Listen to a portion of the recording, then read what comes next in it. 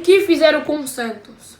O Santos vai jogar a Série B pela primeira vez na sua história. A derrota por 2-1 contra o Fortaleza, na quarta-feira, dia 6, na Vila Belmiro, decretou o rebaixamento do clube santista. Marinho e Lúcio fizeram gol pelo Fortaleza.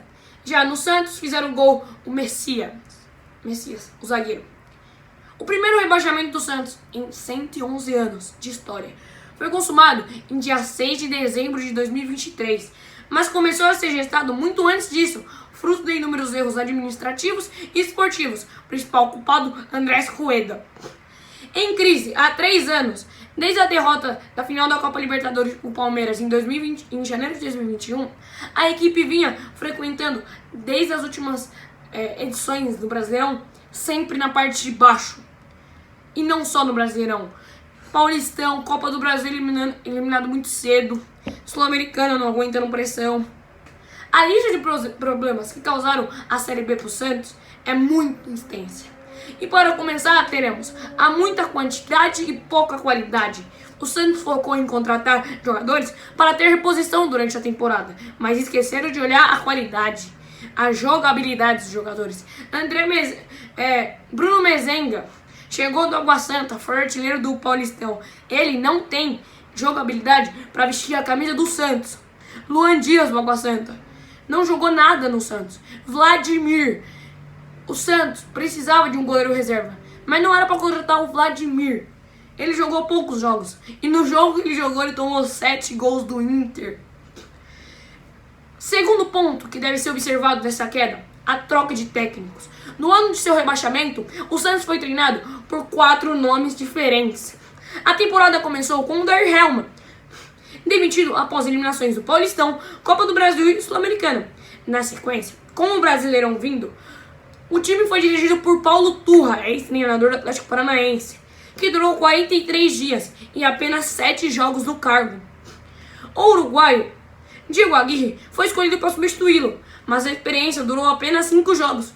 Sem opções no último trimestre do ano, o Santos recorreu ao auxiliar Marcelo Fernandes, efetivado em setembro. Outro problema que causou o rebaixamento do Santos foi o extracampo.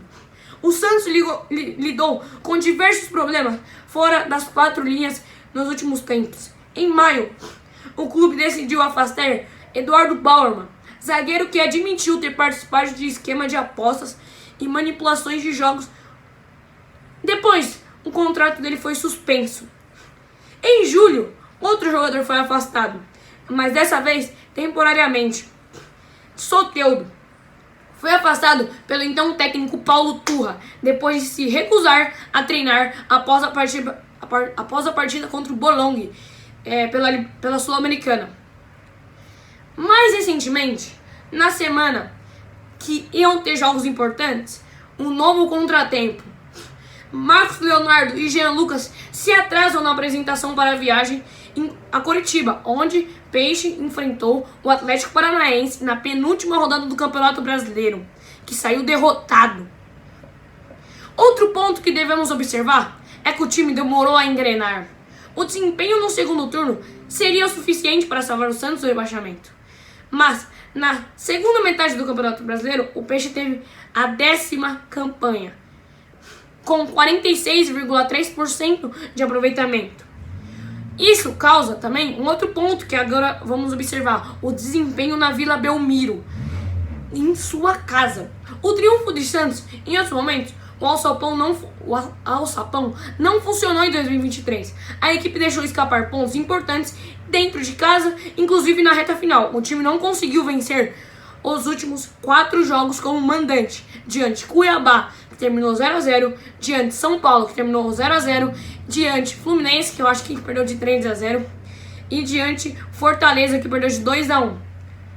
Outros pontos também é o fracasso em momentos decisivos. O Santos colecionou fracassos em jogos importantes, como diante do Ituano, na última rodada da primeira fase do Paulista, o Bahia nas oitavas da Copa do Brasil, o New Old Boys na Copa Sul-Americana e, mais recentemente, na reta final do Campeonato Brasileiro. Soma-se isso que goleadas sofridas para os rivais Palmeiras e São Paulo e também diante do Fortaleza e o Internacional no Campeonato Brasileiro, cujo time que deu 7-1 no Santos. 7-1 é a maior uma das maiores vergonhas que o Santos já sofreu na história. E agora o último ponto que devemos observar é o sistema defensivo. A fragilidade da defesa foi um dos pontos baixos do Santos ao longo da temporada, levando em conta as 4 competições que disputou. O Peixe sofreu 87 gols em 62 partidas, média de 1,4 por jogo. É o segundo pior número do clube em todo o século XXI. Isso se dá conta pelo lateral Dodô, Messias, o João Paulo, que não foi tão bem nessa reta final, Joaquim e João Basso. João Basso chegou para ser titular, porém teve uma lesão e Messias pegou a titularidade e não jogou mal, jogou bem. E basicamente, isso foi a sequência de casos que decretou o rebaixamento do Santos.